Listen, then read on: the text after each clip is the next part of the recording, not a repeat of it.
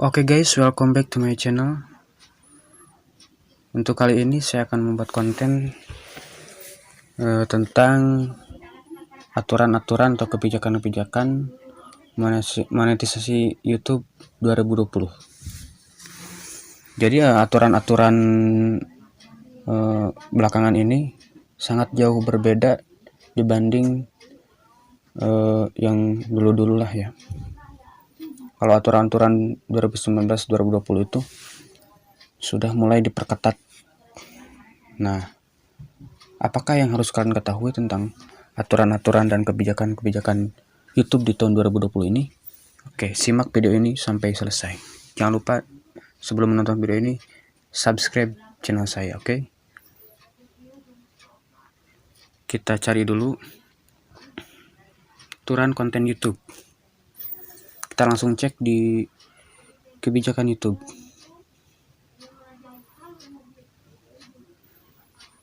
Di sini ada kebijakan keamanan. Nah, yang pertama ini aturannya itu kalian tidak boleh membuat konten seksual atau ketelanjangan. Itu bukan tempat untuk konten pornografi atau seksual vulgar. Jika video Anda berisi konten tersebut, walau itu adalah video tentang diri Anda, jangan posting di YouTube. Selain itu, ingatlah bahwa kami bekerja sama erat dengan penegak hukum dan akan melaporkan eksploitasi anak. Jadi kalau kita membuat konten yang berbau-bau 18 plus ya, konten seksual yang porno gitu, itu tidak boleh, dilarang oleh pihak YouTube, oleh mitra YouTube ya. Kalau kalian tetap mengupload, kalau kalian tetap melanggar gitu, bisa-bisa channel Anda atau channel kalian akan di-banned ya oleh YouTube. Akan langsung dihapus channelnya dan hapus videonya semuanya.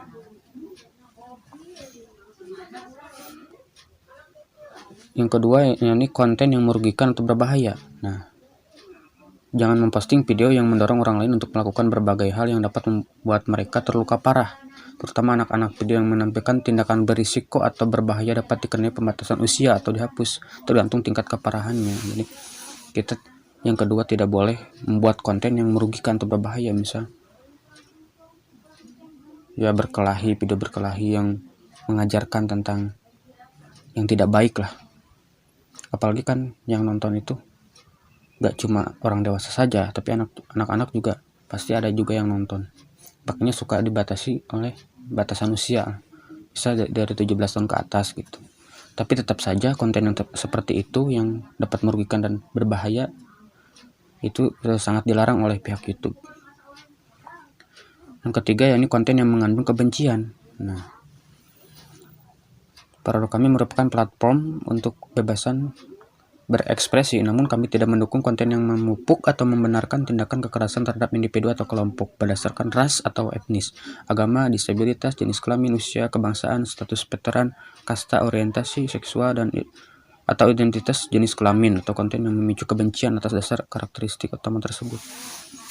Jadi misal kalian benci kepada seseorang, nah langsung kalian dibuatin konten gitu, dipirahkan. Nah, itu kan tidak boleh.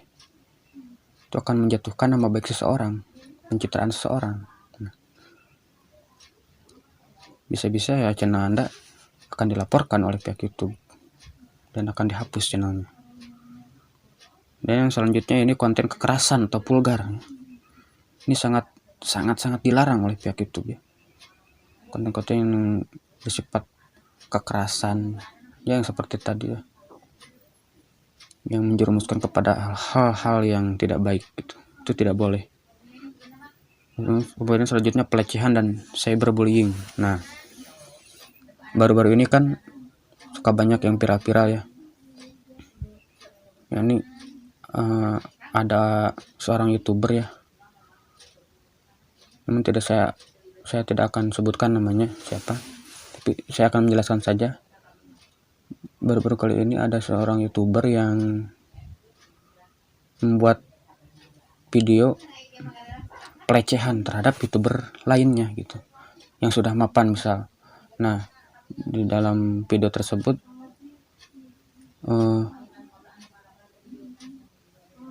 menjelek-jelekan si YouTuber dan isi kontennya gitu, supaya viewers di channel YouTube itu naik gitu. Itu kan sangat hal-hal yang berbau curang ya, itu tidak baik gitu. Kalau mau buat konten ya video kita sendiri aja, original gitu, tidak boleh ya dengan melecehkan orang lain gitu. Seharusnya kita harus buat video karya sendiri gitu, original, berdasarkan kehidupan sehari-harinya, misal vlog ya tentang kehidupan sehari-hari kita gitu, atau musik atau apalah yang bermanfaat dan menghibur gitu. Jangan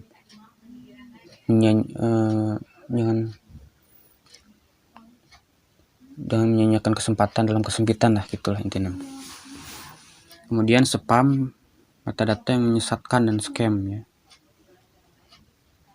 Semua orang membenci spam. Jangan membuat deskripsi, tag judul atau tabnya yang menyesatkan untuk meningkatkan jumlah penayangan. Nah, kalau ini ya bisa kita itu ingin cepat menambah jam tayangnya viewers dengan cara misal isi videonya mah apa gitu, thumbnailnya mah apa gitu. Jadi membuat thumbnail itu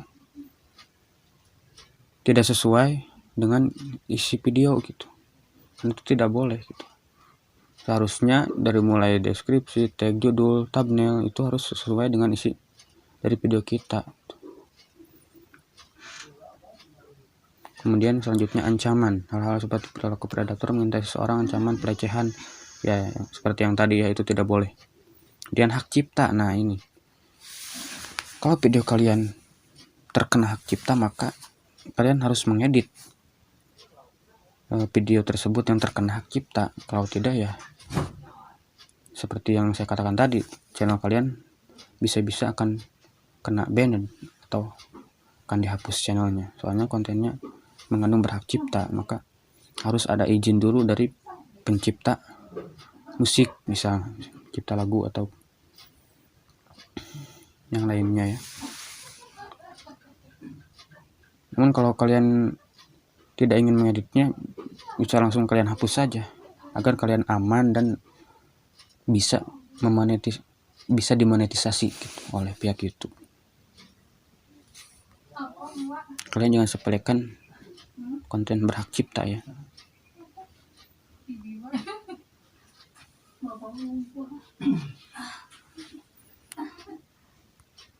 Kemudian privasi, jika seorang telah memposting informasi pribadi atau mengupload video tentang Anda tanpa izin, Anda dapat meminta agar konten tersebut dihapus berdasarkan panduan privasi ya.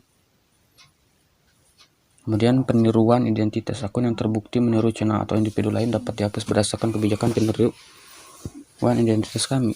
Misal YouTuber gaming Just No Limit. Nah, kemudian ditiru oleh kita juga sama membuat channel tersebut, namanya juga Just No Limit.